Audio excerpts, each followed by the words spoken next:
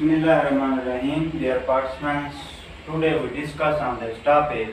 Transfer of cases का आज हमने बकिया हिस्सा पढ़ना है। उसके ऊपर हम आज बात करेंगे। सबसे पहले हम देखेंगे modes of the transfer under section 526। Modes of transfer, modes of transfer under section 526 CRPC के अगर के कौन से तरीकाकार हैं कि केस कराना, ट्रांसफ़र कराना हो केस को, तो कैसे करेंगे। सबसे पहले हम देखेंगे सर के एप्लीकेशन बाय पर्सन इंटरेस्टेड के एक बंदा है इंटरेस्टेड है, हाई कोर्ट को इख्तियारात दिए गए हैं application by person interested.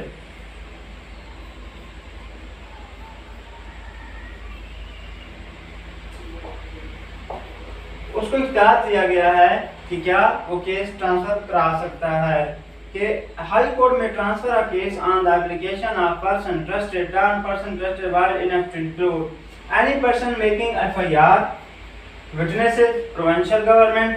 and complainant and aggrieved person and state। सबसे पहले इसके अंदर ये बताया गया है।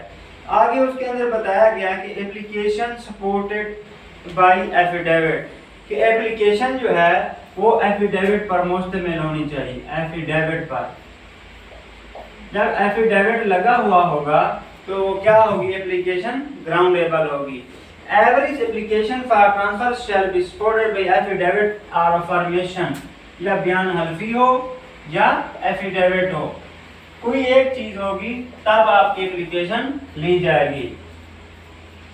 आगे है sir exception when the applicant is advocate general affidavit not necessary. अगर आपका एडवोकेट जनरल है तो ये दोनों चीजें जरूरत नहीं है। आगे हम देखते हैं sir application made by accused when accused makes application then high court में direct him to execute bond with और विदाउट श्योरिटीज कि अगर फाइल किया एक मुलजिम है ए, वो हाई कोर्ट में चला जाता है कि मेरा केस ट्रांसफर किया जाए, तो क्या होगा, अक्यूज मेक द एप्लीकेशन, वो ये अक्यूज जो है क्या करेगा, एक एप्लीकेशन लिखेगा। जब एप्लीकेशन लिखेगा आगे क्या करेगा, तो कहती है कि देन हाई कोर्ट में direct him to execute bond कि वो अपना जामिन दे, ठीक है सर, जामिन दे विद और विदाउट श्योरिटीज, या वो अपने जामिन के डॉक्यूमेंट्स दे। आगे sir he will pay the amount by way of cost to person opposing the application if he is direct। अगर किसी बंदे के खिलाफ उसने दरखास्त दी है तो क्या होगा, उसको हर्जाना का पे करना पड़ेगा उसे।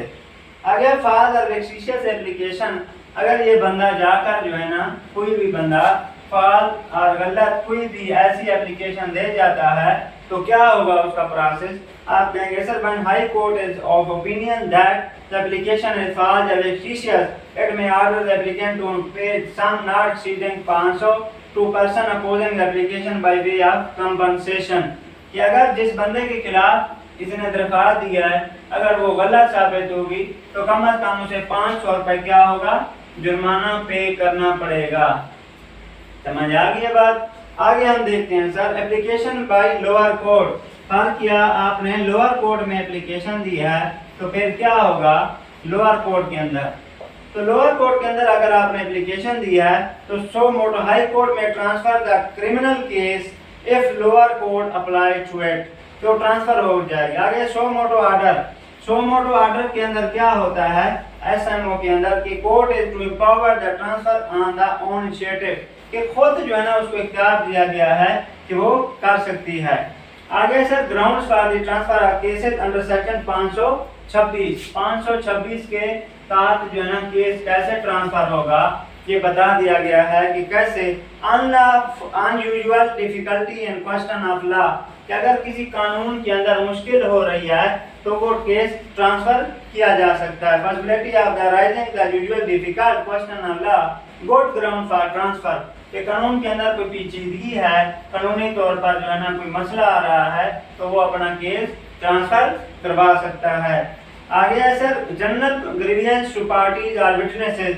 फर्ज किया विटनेसेस को तंग किया जा रहा है, मुल्जिम तंग कर रहा है या किसी को पार्टी को मसला है तो क्या कर सकते हैं, वो दरख्वास्त दे सकते हैं। आगे एक्सपीडेंट in the ends of justice, कि उनको शायद खदशा है कि हमें इंसाफ नहीं मिलने वाला, हमारा केस ट्रांसफ़र किया जाए, तो इस बिना पर जो है ना केस को ट्रांसफ़र किया जा सकता है। एक committed to offences in the course of same transaction, बात किया एक बंदा है ए, इसने 2 ऑफेंस कमिट किए हैं सेम ट्रांजैक्शन के अंदर। He tried bye magistrate who has jurisdiction try only one of those offences, कि मजिस्ट्रेट को क्या है, इख्तियार है कि वो उन दोनों में से द केस में be transfer to the magistrate who has jurisdiction to both offences, तो ये केस क्या होगा, उसको भेजा जाएगा जिसको इख्तियार होगा। ठीक है सर, उसको भेजा जाएगा कि वो दोनों ऑफेंस सुन सकता है। आगे sir, order pass by the high court under section 526, ये जो 526 का हाई कोर्ट का ऑर्डर था, अगर उसने ऑर्डर पास कर दिया है तो क्या होगा कि that offence be required and to are tried by the court otherwise competent that empowered under section 177 to 184 CrPC. फिर हम आगे देखते हैं सर, वो कहता है कि